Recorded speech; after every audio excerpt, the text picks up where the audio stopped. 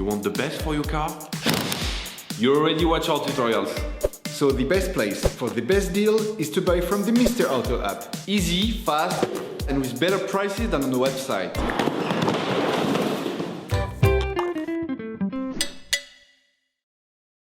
You will find the bulk stabilizer sway bar links used in the video exclusively on the Mr. Auto website and through the link in the description.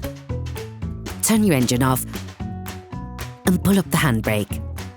In order to change the sway bar links on your vehicle, it is necessary to lift the front of your vehicle and to remove the wheels to have complete access to the suspension system. Loosen the stud bolts on the front wheels.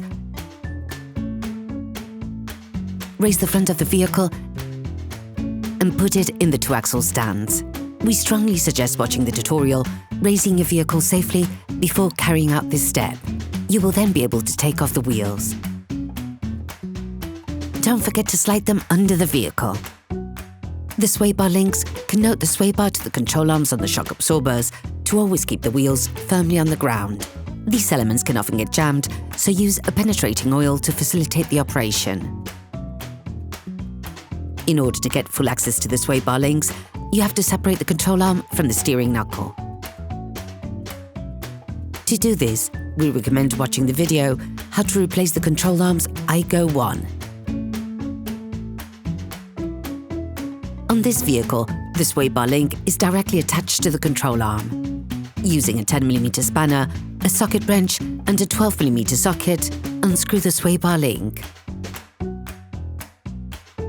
Then, lever it off using a crowbar between the sway bar link and the control arm to remove the link.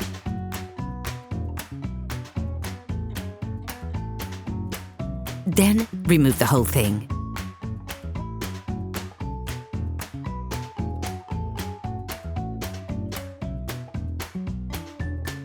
Hello, if this video helped you, like and subscribe. Take the new stabilizer bar link. You will find the bulk parts and products used in the video on the Mr. Auto site and in the link in the description.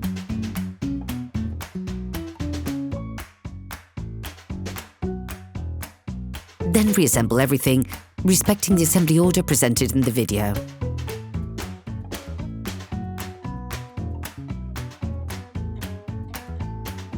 Above the sway bar, screw, bearing with base directed downwards, silent block. Between the sway bar and the control arm, silent block, bearing with base directed upwards.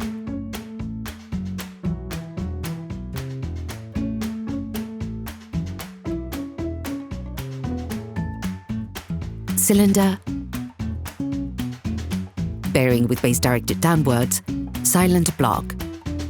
Below the control arm, bearing directed upwards. Nut.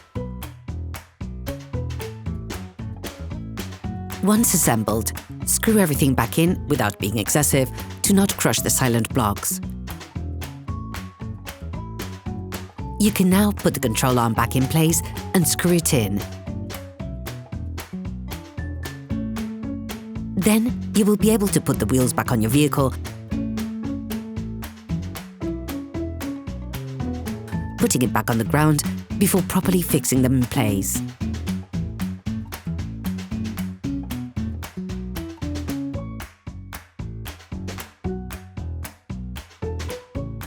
Operation completed.